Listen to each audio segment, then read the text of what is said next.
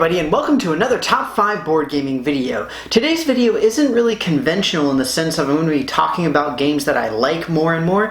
Instead, it's just going to be simple numerical values. Today I'm going to be talking all about the games that I play the most. And let's face it, whether in life or in gaming or both, whatever it happens to be, the fact is that we are not going to be able to play the games and do the things that we enjoy the most. So I have done videos on my top 10, my favorite games of all time, but that doesn't mean that those are the ones that I play the most. So what I'm going to do today is I'm going to talk about the 5 games that I spend the most time playing at the actual table. I'll explain why I play them so much, why I enjoy them, etc., etc. But more importantly, as always, I would love to hear what you guys have to say about this. What are the games that you play the most? Why do you play them the most? Is it because you enjoy them? Is it because it's a crowd favorite? What do you think? What do you know? You guys know I love to hear from you. That said, we're going to go ahead and get started with my number 5. One thing that you'll notice throughout this list is a mechanically similar aspect to all these games, where they're fairly easy to learn and relatively quick to play. The reason being that most of the gaming that I do is at my friendly local game store's game nights. Yes, I do host game nights and I go to game nights at other people's homes on occasion, but by and large that is where I do most of my gaming. So we're talking about quick games that are easy to enter, easy to leave, quick to learn, all that kind of stuff, because we've got new people coming in and out and all of that kind of thing. So we got to make sure that we keep everything very flexible. So that's something that you'll notice throughout this list. That said, my first game, the number 5 game on this list, is The Resistance. So this is the game that I play the least of the most games that I play. And The Resistance, for those of you who don't know, is a social deduction game where you have people playing as spies and the resistance. And the idea is that you are sent onto missions so that you can either then say that they fail or pass. I did do a review video on this, so if you want to see how it plays out, you can go ahead and watch that. That said, the reason that I really like this game is because of the reason I like most of the games on this list for a friendly local game store game night or any other game night, because it's extremely easy to learn, it's relatively quick to play, and generally is quite a crowd pleaser. A lot of people from a lot of different walks of life, whether you're a hardcore gamer or somebody who's relatively lighter, will tend to enjoy this. Mostly because it's so quick. It is very, very simple to play. It also accommodates a lot of players. And in that sense, that's why this is lower on the list. That's why I don't play this as much, because to really get a good play out of this, you need at least 6 or 7 people. So it tends to be a little bit more difficult, even at these larger game nights, to get enough people to really make this game worthwhile. However, that said, if we've got enough people, we'll generally go for this or something like Werewolf One Night or something along those lines. Because the social deduction thing is just fun, and that's the point of these game nights, is to just have that sort of interaction. But with all that, The Resistance is my number 5.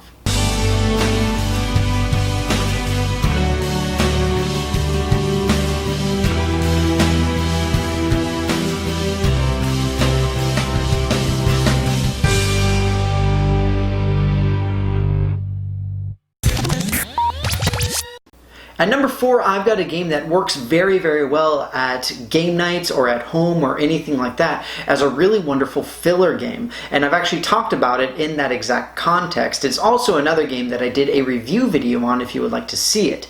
The game is Biblios. In Biblios, you are playing as an order of monks, essentially, and you're trying to collect specific manuscripts and tomes and all this kind of stuff that are represented by different colors.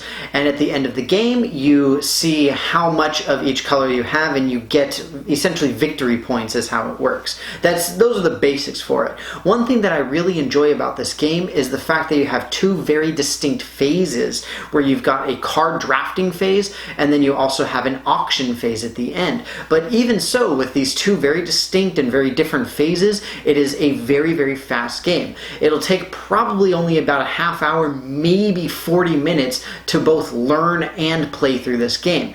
Extremely quick, even for new players, and you've got a really good player number as well. This goes from 2 to 4, and it plays really well with any number of players. I haven't had any problems with it. It still feels very nice and strategic, even with only 2 players. That said, the auction mechanic does tend to lose some if you only have 2 players. Just like with any auction game, it's difficult to play with so few players. However, again, in the context of being a filler game, particularly for an FLGS game night, or even at home game night, like as you're waiting for other people to arrive or something, this is a great game to bring out because, again, doesn't take long. You set it up almost immediately, very quick to teach how to play and or learn how to play. The instruction booklet is only about like 4 or 5 pages, something like that. Really, really short and also very small. It fits in a box.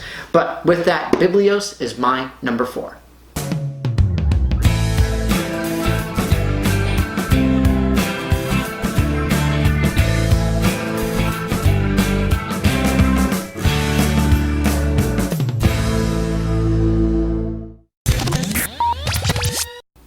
At number 3, I've got another social deduction game in a similar vein as The Resistance, where you've got the good guys and the bad guys, hidden information, you're trying to figure out who's who, all of that kind of stuff. The nice thing is that with this particular game, it's a lot more versatile in terms of the number of players with which it is fun, and on top of that, it also tends to be a lot more pleasant at the table, but people have to get used to it a little bit first. The game itself is Spyfall. Now in this game, you have a single spy, and the idea is that everybody else is at a location. You have a location card that tells you where you are, and the point is that the spy is trying to figure out the location, everybody else is trying to figure out who the spy is. That's how this game works, and the idea is that you're asking questions of people. You're saying, you know, like, are you in a place where you have to be in uniform, or is it day or night? Are you wearing a hat? How long have you been here? Stuff like that. With the idea being that you are asking questions that will let you know if the person is actually aware of the location, but at the same time doesn't really give the spy a whole lot of information, because the point is that you don't want the spy to know where you are. So it's a very delicate balance, and that's what I mean when I say that it can be difficult for newer players to get into it. I've mentioned that several times with this game specifically, where new players, especially if they end up with the spy first, tend to have a lot less fun because it can be very difficult and very frustrating. That said, it plays from, I think it's 3 to 8 players, if I'm not mistaken. Yes, it plays 3 to 8 players, and again, this is a great game because it's essentially however long you want it to be. You can play as many rounds as you'd like as a great filler. You can have people diving in and out constantly, because for me, there is a mechanic for keeping score and to see who wins, but I literally never do that. We never bother with it because you don't have like little chits or anything like that that allow you to keep track of the score. You would have to do it separately and like write everything down. It's just like, nah, it's not worth it. Let's not bother. So instead we just sit down, we have a great time, we ask everybody a bunch of questions, and again, after people get used to it, it's really, really a blast, and it's absolutely amazing. So that's why Spyfall tends to come out quite frequently at the FLGS, and it is my number 3.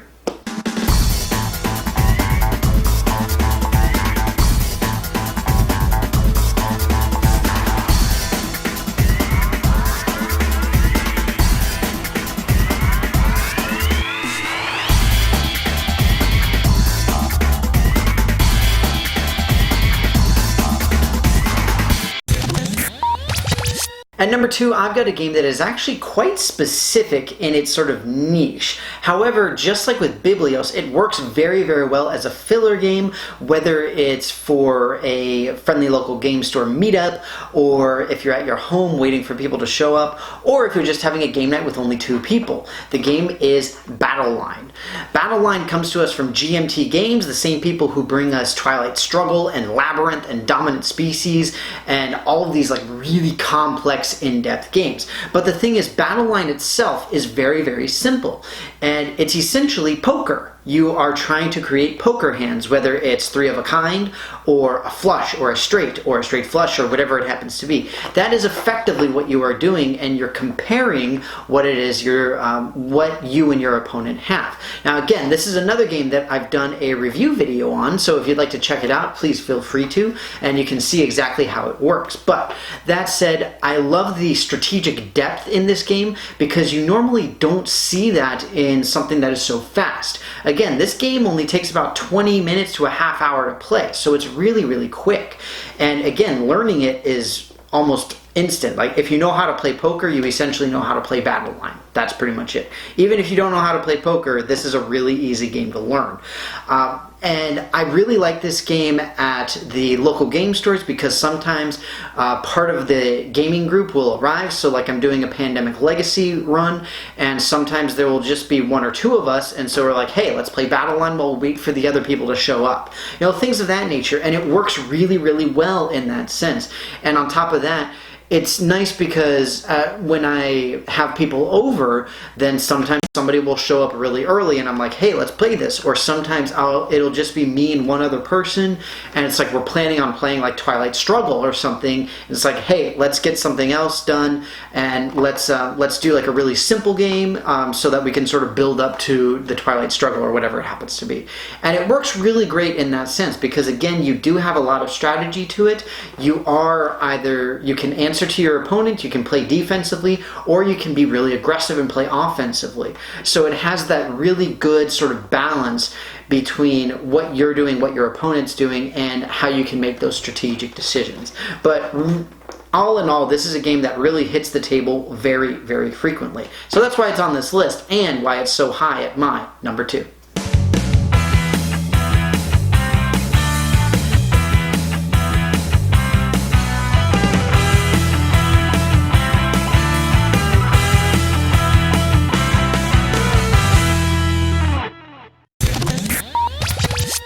At number 1, I've got a game that has sort of come roaring into this category relatively recently because I've had it for a really long time, but I only played it on occasion until I really started hosting things at my home, and then I realized again just how much I loved it. I sort of missed out.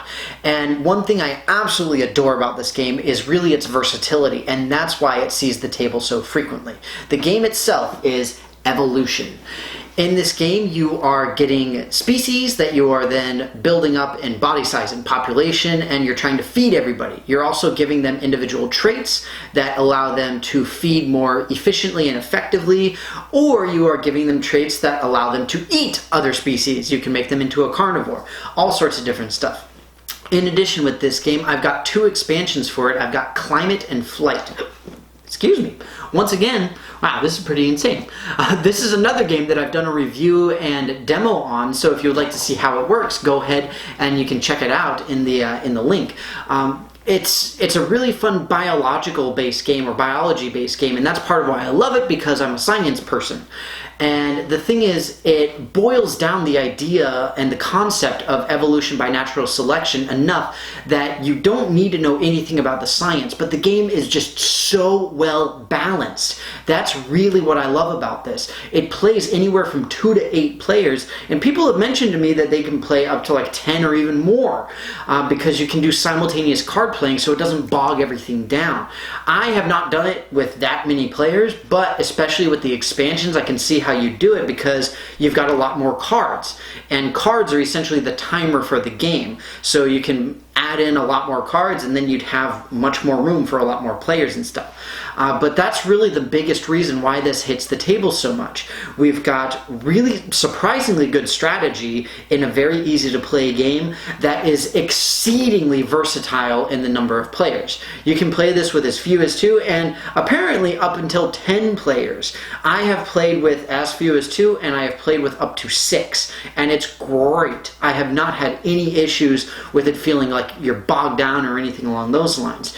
And the nice thing is that you have a decent amount of randomness. That means that the game doesn't necessarily feel the same every single time you play it. Sometimes you'll have a really good tit for tat between you and one or two opponents, and other times everybody will just sort of be doing their own thing, but then like as soon as a carnivore comes out, everybody's like freaking out and trying to change everything, right? So you have a lot of really interesting aspects to this game. Not only that, but you've got a lot of strategy just related to who's going first as well. That can be an extremely big key to it. The expansions add even deeper levels as well, where flight adds in the ability to make avian species, and climate adds in traits that allow you to survive and or die more or less efficiently in different climates, because you actually have the climate going really, really hot or really, really cold, depending on how the cards come out. So it's really fun in that sense, because you have a lot going on with this. And the expansions are somewhat modular, which is nice, and I do like to see that.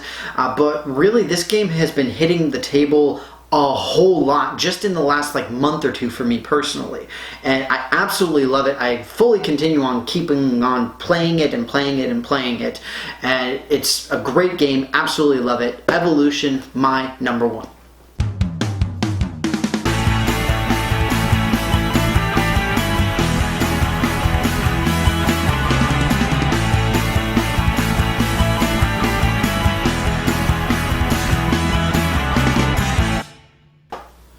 Well, folks, that's it for me. I hope that you enjoyed this little video on my top 5 most played games. Now, again, this is pretty much in the last like 3 or 4 months at most, where essentially these are the things that I find myself bringing to the table more often than not. And again, they are not necessarily my personal favorite games. They really aren't. As much as I would love to play Cosmic Encounter every single week, I just don't. I can't do it. It's not something that's in the cards, so to speak.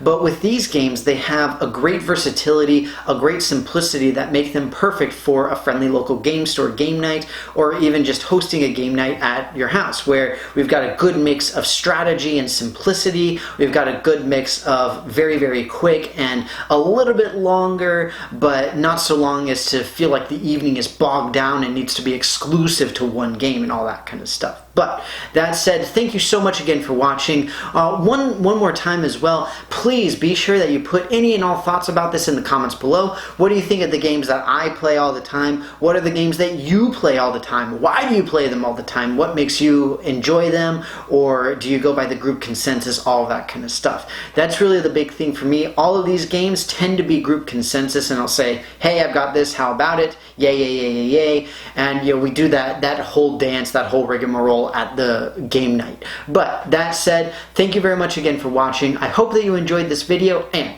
I will see you next time.